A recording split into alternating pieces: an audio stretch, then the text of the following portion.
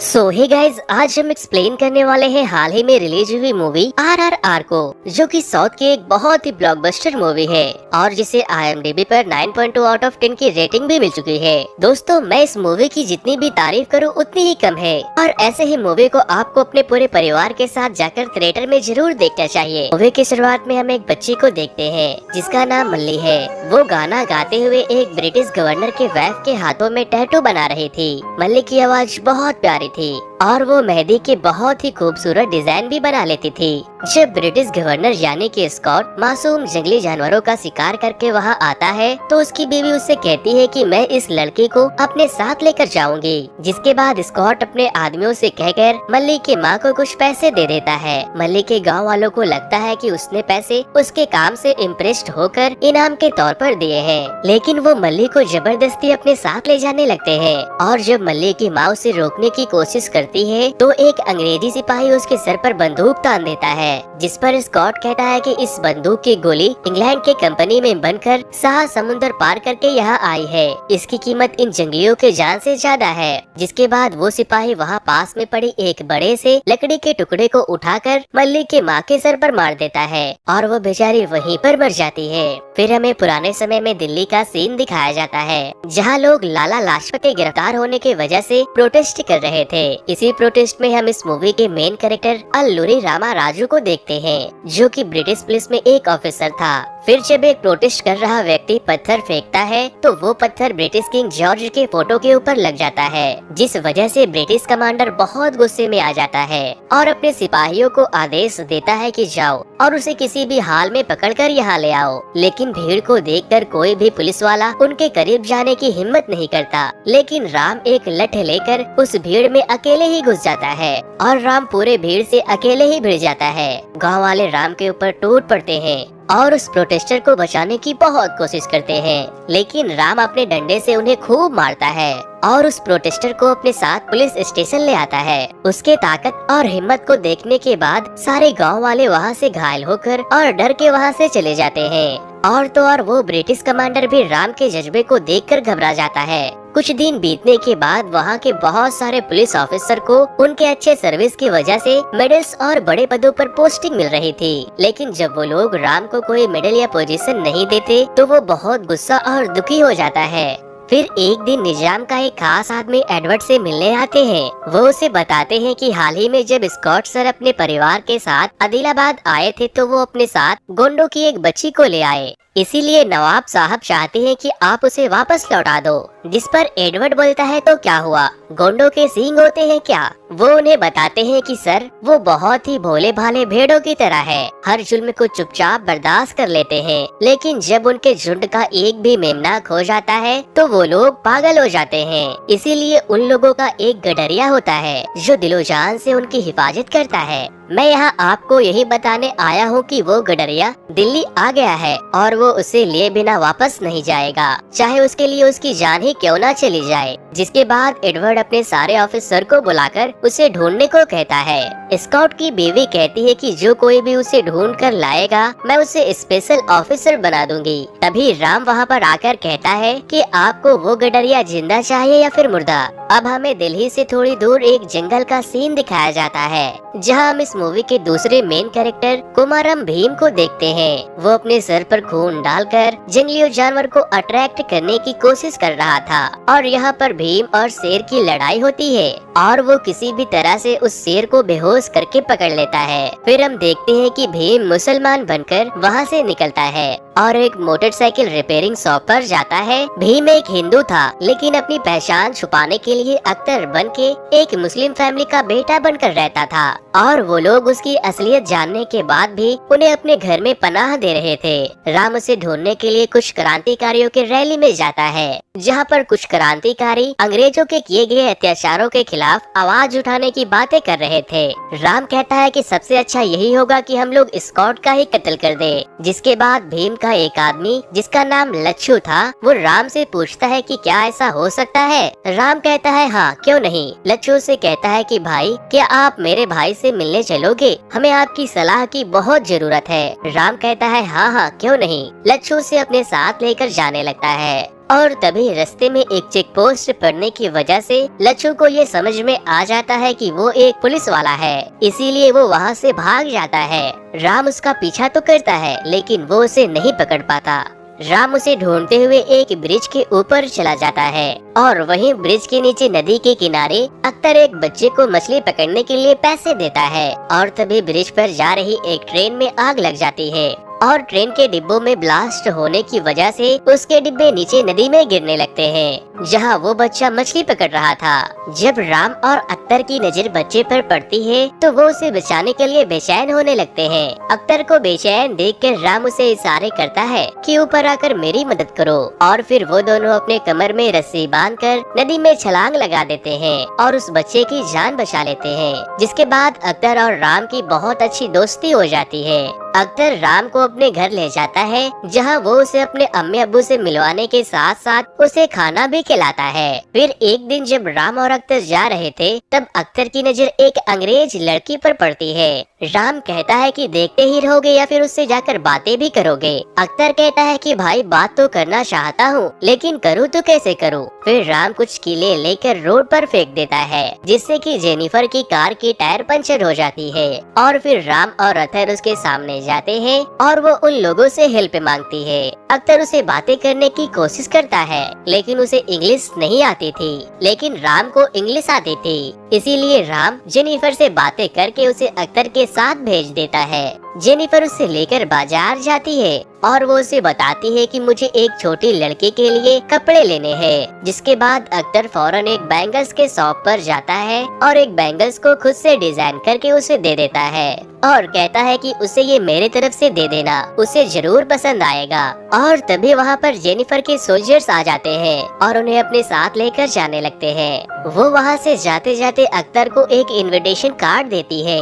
अख्तर उस कार्ड को ले जाकर राम को दिखाता है जिस पर राम कहता है कि तुम्हें उसने पार्टी में बुलाया है। अख्तर कहता है कि तुम भी मेरे साथ चलो और फिर राम उसे अपने कपड़े देता है और दोनों साथ में पार्टी में जाने के लिए तैयार होते हैं। दूसरी तरफ मल्ली उन चूड़ियों को देखकर बहुत खुश हो जाती है। फिर जब वो लोग पार्टी में जाते हैं तो जेनिफर उन्हें देखकर बहुत खुश होती है, लेकिन कुछ अंग्रेज अख्तर के डांस को देखकर उसकी बेइज्जती करने लगते हैं। जिसके बाद राम और अख्तर अपना देसी डांस उन्हें दिखाते हैं तो उनका फ्यूज ही उड़ जाता है। वो अंग्रेज उन्हें उनके ही डांस में हराने की कोशिश करते हैं लेकिन वो सारे के सारे थककर हार मान लेते हैं और अख्तर आखिरी तक डांस करता ही रहता है। और फिर हम देखते हैं कि राम अख्तर को अपने कंधे पे उठाकर लेकर जा रहा था क्योंकि अख्तर के पैरों में बहुत दर्द हो रही थी। तभी पीछे से जेनिफर आती है और फिर वो उसे अपने साथ अपने पैलेस में कॉफी पीने के लिए बुलाती है, जहाँ जाने का इंतजार अख्तर बहुत दिनों से कर रहा था। वो वहाँ जाने के बाद वहाँ के चीजों को घूरने लगता है, लेकिन तभी एक ऑफिसर अख्तर को मार के उसे वहाँ से भगाने लगता है, जिसके बाद जेनिफर उसे धमकाती है तो वो उसे छोड़ देता है। जेनिफर अख्तर से उस सोल्जर के बर्ताव के लिए माफी मांगती है। वो लोग आपस में बैठकर बातें कर रहे थे और तभी अख्तर को मल्ली की आवाज सुनाई देती है। वो जेनिफर से कहता है कि क्या कुछ खाने को मिल सकता है, जिसके बाद जेनिफर उसके लिए खाना लाने चली जाती है और मौका मिलते ही अख्तर मल्ली को ढूंढने चला जाता है और फिर वो देखता है कि उन्होंने मल्ली को एक जेल में बंद करके रखा है। मल्ली अख्तर को देखकर रोने लगती है और उसे अपने साथ ले जाने को कहती है। अख्तर कहता है कि मैं वापस जरूर आऊंगा, लेकिन मल्ली उसे कहती है कि मुझे अभी ही लेकर चलो और फिर अख्तर उसे समझाकर वापस चला जाता है। अब हम देखते हैं कि सीता जो कि राम की मंगेतर थी, उससे गांव वाले आकर पूछते हैं कि राम की कोई चिट्ठी आई। वो हमसे कई सारे वादे करके गया था, कम से कम उसे तुम्हारी तो कोई परवाह होनी चाहिए। फिर हम देखते हैं कि लच्छू को राम पकड़कर उसे बहुत मारता है ताकि वो उसे भीम के बारे में बता सके, लेकिन वो बोलता है मैं तुम्हारे तरह अंग्रेजों के तलवे नहीं चाटता, मैं मर जाऊंगा लेकिन अपने भाई के बारे में तुम्हें कभी नहीं बताऊंगा। फिर जब राम वहाँ से जाता है तो वहाँ एक सांप आ जाता है जिसे लच्छू पकड़ लेता है और जब राम दोबारा उसे मारने के लिए आता है तो लच्छू उस सांप को राम के ऊपर फेंक देता है। वो सांप राम को काट लेता है। लच्छू कहता है कि कोबरा के काटने से तुम्हारी 1 घंटे के अंदर अंदर मौत हो जाएगी। जिसके बाद राम लच्छू के रस्सी को काट देता है और उसे छोड़कर अख्तर से मिलने चला जाता है। अख्तर अपने आदमियों के साथ मल्ली को वहाँ से निकालने का प्लान बना रहा था, लेकिन जब वो राम को उस हाल में देखता है तो फौरन उसे ठीक करने की कोशिश करता है। और इसी दौरान राम को ये पता चल जाता है कि अख्तर हिंदू है और फिर अख्तर अपना रक्षा मंत्र भी राम को पहना देता है और अब वो राम को अपनी असलियत बताता है कि भाई मेरा नाम अख्तर नहीं भीम है। वो उसे लेकर उसके घर पहुंच जाता है और उसे बताता है कि अंग्रेजों ने मेरी गांव की बच्ची को कैद करके रखा है, मुझे उसे छुड़ाने के लिए जाना होगा। मैं तुमसे मिलने सुबह वापस जरूर आऊंगा, लेकिन अगर मेरी जान चली गई तो जान से भी प्यारी तुम्हारी दोस्ती तो होगी। फिर भीम एक ट्रक को लेकर अंग्रेजों के पैलेस में जाता है, जहाँ स्कॉट के आने की खुशी में एक बहुत बड़ी पार्टी रखी गई थी। वो ट्रक से उस पैलेस के दरवाजे को तोड़ते हुए डायरेक्ट पैलेस में पहुंच जाता है और ट्रक के अंदर पिंजरों में कैद सारे जंगली जानवरों को खोल देता है। वो जानवर बाहर निकलते ही उनके ऊपर हमला करने लगते हैं। भीम भी अंग्रेज के कई सोल्जर्स को बहुत मारता है, लेकिन एक सोल्जर स्कॉट के परिवार को पैलेस के अंदर बंद करके चाबी खुद रख लेता है। लेकिन अथर उसे मारने के बाद उसे चाबी छीनकर पैलेस के दरवाजे को खोलने ही वाला था कि तभी राम एक रथ पर सवार होकर वहां आता है और भीम को सरेंडर करने को कहता है, लेकिन वो उसे कहता है कि हम भाई के जैसे हैं, मेरी कोई गलती नहीं है, उन्होंने मेरी बच्ची को किडनैप करके रखा है। राम भीम को बहुत मारता है। पहले तो भीम राम को अपना दोस्त समझकर बहुत मार खाता है, लेकिन बाद में वो उसे बहुत मारता है। दोनों एक दूसरे से कम नहीं थे। फिर अख्तर पैलेस के छत पर चढ़ जाता है और राम भी उसके पीछे जाता है, लेकिन भीम राम के सीने पर एक नुकीले हथियार से वार करके मल्ली को लेने के लिए नीचे कूदने ही वाला था कि तभी राम रक्षा मंत्र से उसे बांधकर पकड़ लेता है और कहता है कि सरेंडर कर दो भीम, वरना मल्ली मारी जाएगी। जिसके बाद वहाँ के गवर्नर राम को स्पेशल ऑफिसर बना देते हैं और उसे हथियारों के पूरी देखरेख की जिम्मेदारी भी दे दी जाती है। अब हमें पास्ट का सीन दिखाया जाता है, जहाँ राम के पिता वेंकटा रमाराजू भी अंग्रेजों के लिए काम किया करते थे, लेकिन अंग्रेजों के द्वारा हिंदुस्तानियों के ऊपर किए जा रहे अत्याचारों को देखकर वो काम छोड़ देते हैं और अपने गांव वालों को सिपाही बनाने का फैसला करते हैं ताकि वो लोग अंग्रेजों के खिलाफ लड़ सके। लेकिन सिवाय वेंकटा के किसी के पास भी हथियार नहीं था।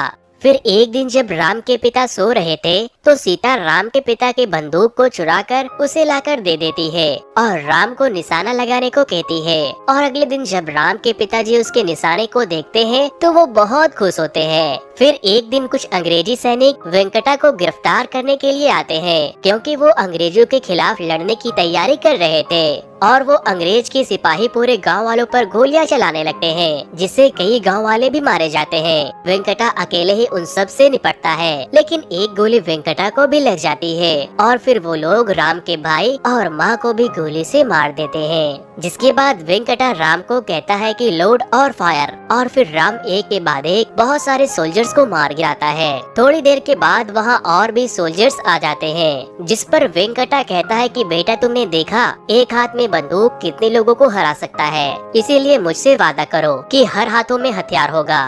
और फिर वो अपने बॉडी में बॉम्ब लगाकर उन बाकी के सैनिकों के करीब चला जाता है और राम को शूट करने को कहता है। और जब राम शूट करता है तो वेंकटा के शरीर में लगे बॉम्ब ब्लास्ट हो जाते हैं और वो सारे अंग्रेज के सोल्जर मारे जाते हैं।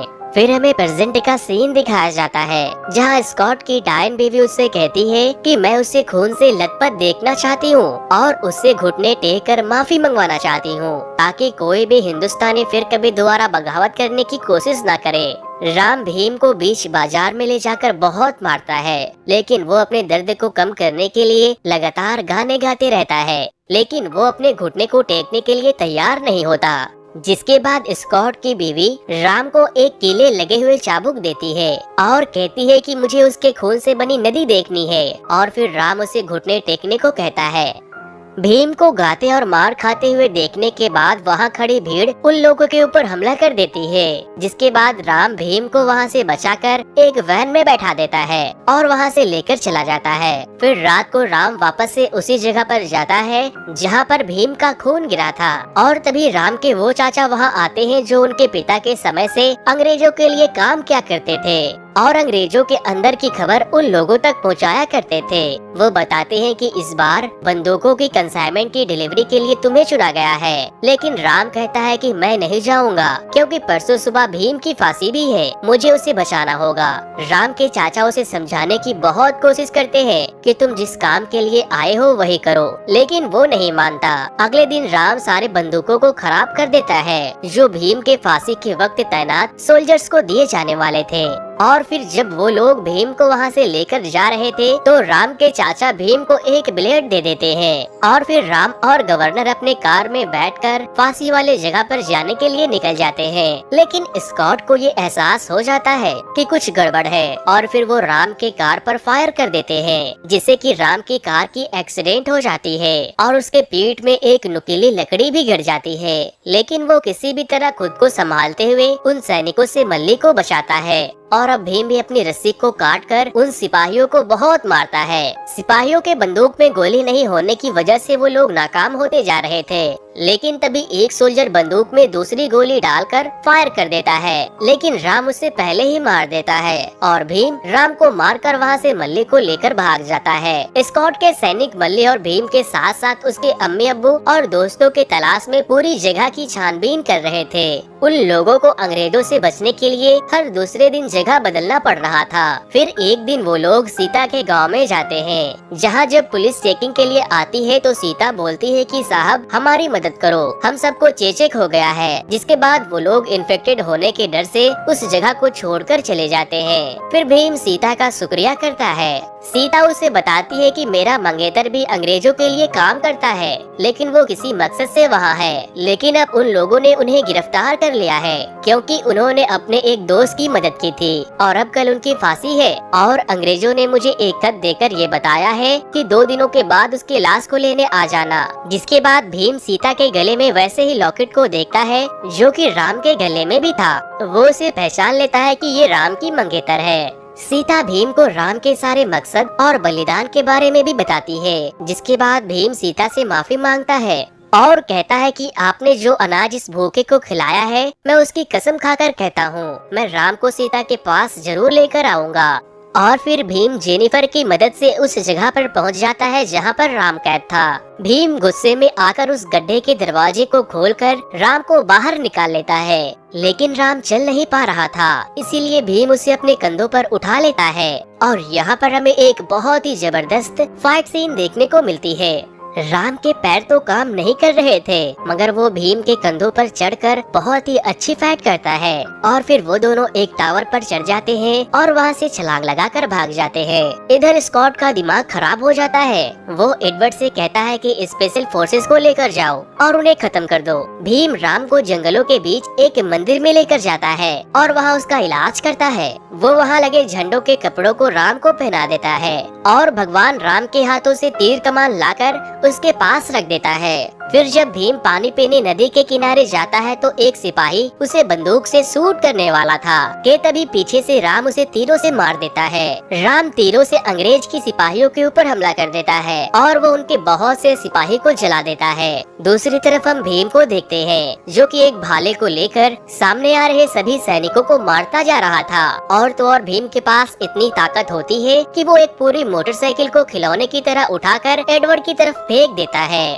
और अपने भाले से एडवर्ड को भी मार देता है। जिसके बाद राम भीम से कहता है कि भीम इन तुच्छ राक्षसों को छोड़ो, महासुर का श्रृंगार करना है तो आओ। और फिर राम एक घोड़े पर और भीम एक बैग पर से स्कॉट के महल की तरफ बढ़ते हैं। भीम अपने बैग को एक स्लोप पर ले जाकर उड़ा देता है और राम उसे तीर से मारकर जला देता है और वो बैग जलते हुए सीधे हथियारों के गोडाउन में जाकर गिरती है, जिससे वहाँ बहुत बड़ा धमाका होता है और भीम वहाँ जाकर कुछ हथियार जमा करने लगता है। और अब स्कॉट देखता है कि उसकी बीवी के साथ साथ उसके सारे लोग भी मारे गए हैं। और तभी भीम वहाँ पर बहुत सारे हथियारों को लेकर आता है और बोलता है कि हर हाथ में हथियार होगा, जो कि राम के पिता का सपना था। फिर राम स्कॉट से बोलता है कि इंग्लैंड में बनी और 7 समुंदर पार करके आई इस बुलेट की कीमत किसी देसी के जान से बहुत ज्यादा है। तुम इस कीमती बुलेट को फेंक कैसे सकते हो? और फिर वो भीम को कहता है कि इसे लौटा दो और भीम स्कॉट को शूट करके मार देता है। मूवी के एंड में हम देखते हैं कि राम पूरे हथियारों से भरे ट्रक को लेकर सीता से मिलने जाता है और जेनिफर भी अब भीम को पसंद करने लगी थी। इसी के साथ ये मूवी यहीं पर खत्म हो जाती है।